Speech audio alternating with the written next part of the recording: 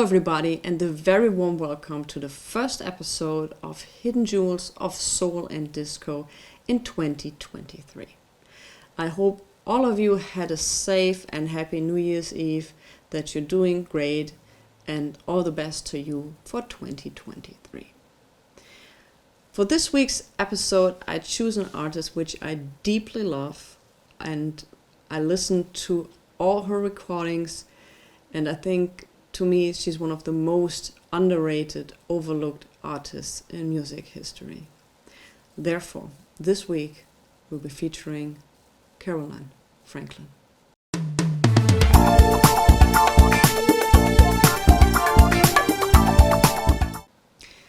People have the assumption that if you're starting out in music business and you have an older brother or an older sister or someone from your family already being an established artist, that it must have been much, much easier for you to get your feet in the door as somebody who hasn't that. Maybe that's the case, but for Carolyn Franklin, it was not. Her career, also like the one from Irma, who is her sister, was overshadowed by the fact that the Queen of Soul, Aretha Franklin, was your sister. Carolyn Franklin was born in 1994. And she grew up with her sister. Her father was a reverend, and they were very much into gospel music. But the Franklin household had also guests like Mahalia Jackson, B.B. King, all the big names from back then. So they had all the influences from certain musical genres they grew up with. When Aretha changed labels from her not so happy years with Columbia to Atlantic, she requested that Carolyn and Irma came to the studio and reworked with her on a certain song, which was quite popular at that time. And they worked around to have a very powerful version of that song, including some gospel flavors in it, to put that really into a message song. And that song was Respect. And the rest, at least for Aretha Franklin, is history.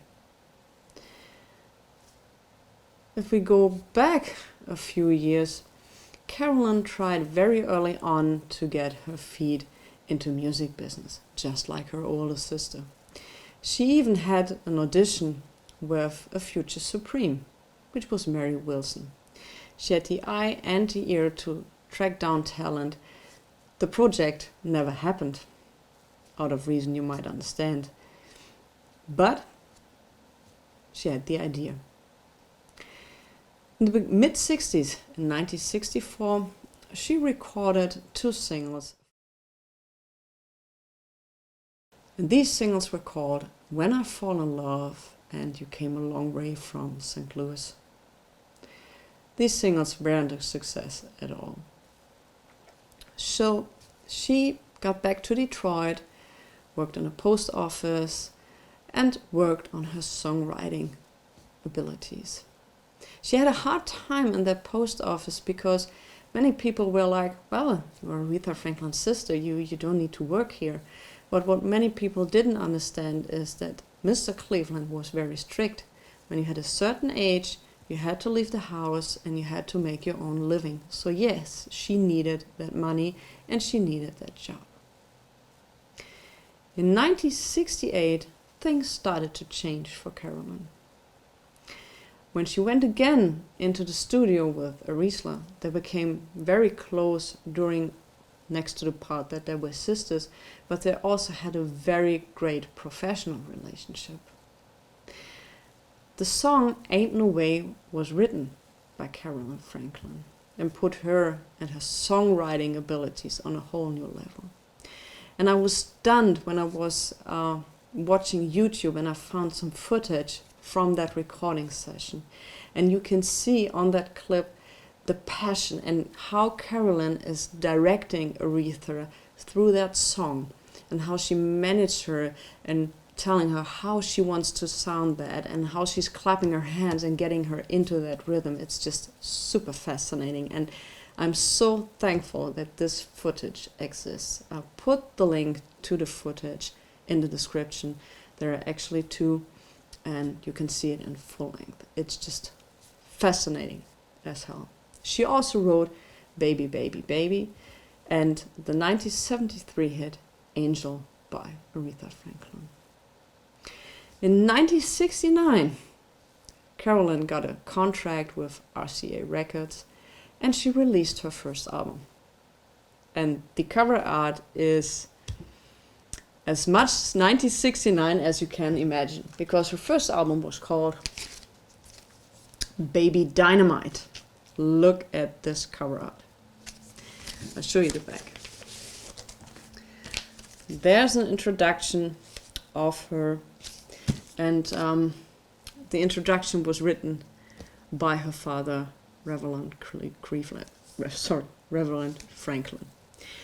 And some people say, why didn't Aretha wrote that? And well, what could she have written? This is my sister, and I know she can sing. I know she can write songs. Here she is. So I found it very sweet that her father did the introduction on the back of that record.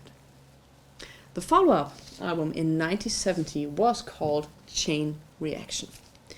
And there's also some footage of her performing these songs. If YouTube is not blocking them, you will see them right away. Otherwise, I put the link in the descriptions. Chain Reaction is a great album.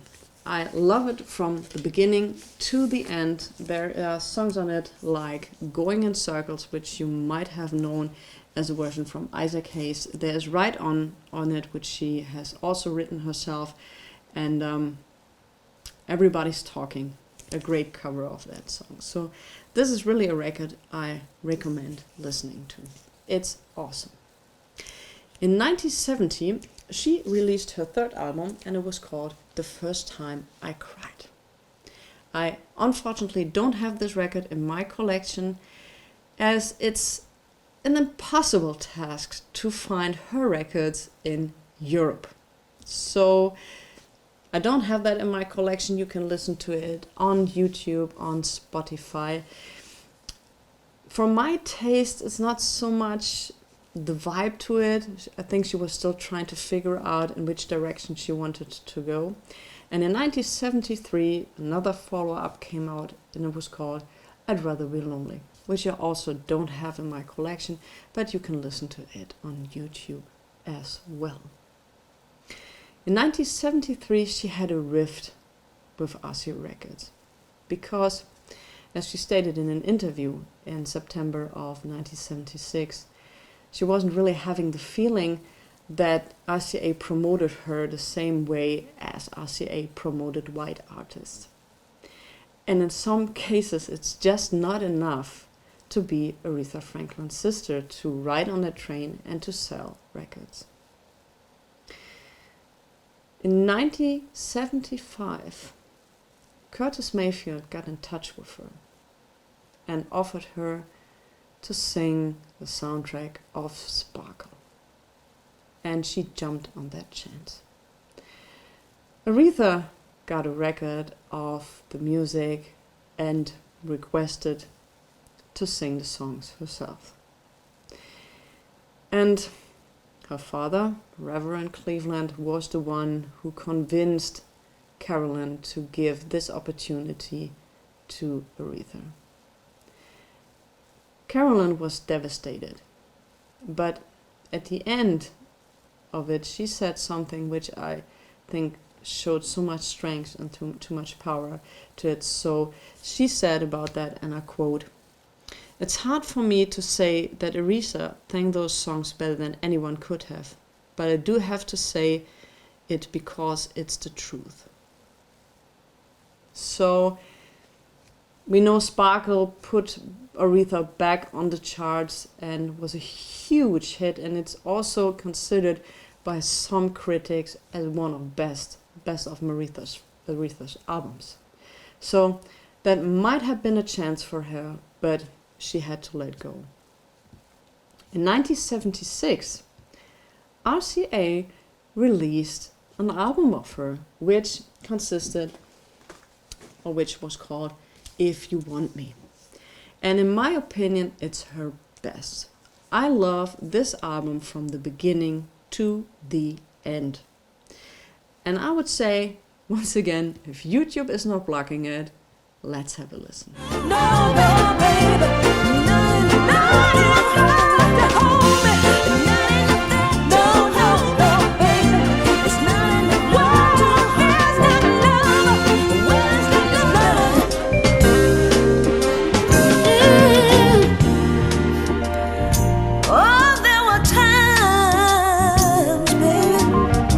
strange thing about this album is that in the same interview as I said, or in the same interview from September 1976, she said that this album was actually recorded some time ago. And it's actually a collection of songs she recorded, and it was just put together without letting her know that they are doing this. And with some time ago, it must have been around 3 years. Because the first single from that album came out in 1973 and featured You Are Everything, which was a tremendously big hit for the Stylistics in 1971. And why putting it out? Well, in the same year, in 1973, Dionne and Marvin was released. And they also did a duet version of that song, and I love this version to death. I really have a soft spot for that album, but I love that version on the song. But when I heard her version of it, I was like, wow, she puts so much soul into it. I'm pretty sure you're going to love it when you hear it. The whole album, like I said, and I can't praise it enough, is just tremendously good. Even if it's been taken together with songs they had left over. Once this album was released, RCA offered her a new contract. And in her own words, she said it was the worst contract she ever got. Because she knew the music business. She knew about songwriting, she knew about the songwriting credits and all of this. So you couldn't fool with her. So she declined that offer. But she also got a contract from Salsoul, which was 28 pages long. She was okay with it, her lawyer was okay with it. But she never recorded for Salsoul, and I don't know why they didn't do anything with her or why that didn't take place. If you know something about it, let me know in the comments. I would love to know that. Because I'm sure that she would have she became Soul Sister #1 on Salsoul, I promise you that, if she would have had the chance. With her songwriting credits, with the time frame she was in it, with the possibilities at that time from Salsoul, the #1 disco label in the country back then, it would have been magic. In 1980, actually she retired in 1976, she said goodbye to music business, so the first time we have from her again is in 1980, when she took a little part in the film Blues Brothers together with her sister. Her father, Reverend Franklin, got shot, and for the rest of his lifetime she took care of him, and she also went into law school to build a firm which took care of artists and the legal rights in music business. Shortly before she graduated from that school in 1988, she had breast cancer, and she died in her sister's house, in Aretha's house, where someone was taking care of her. And she was just 43 years old. And it's such a shame that she hadn't had the career she should have, and she deserved so much for all the talent she had. And it's the way it is. But on the other hand, I'm so happy that she still had 5 records she could record, and we can still listen to them and enjoy them up to date. So once again, if you have the chance to see or hear any material from Carolyn Franklin, go ahead. You won't be disappointed. Alright, I think that's it for this week's episode. Once again, thanks for watching. Thanks for all the comments, for the recommendations. You're gonna ask me so many things to do, review videos, if I can get more into funk and all of this. I'm trying to do all of that, but we will see how it turns out. But I'm so happy that you're enjoying this channel and the music so much. So have a great week. Stay safe, stay healthy. Listen to good music, maybe Carolyn Franklin. And I'm wishing you all the best, and I'll see you next time.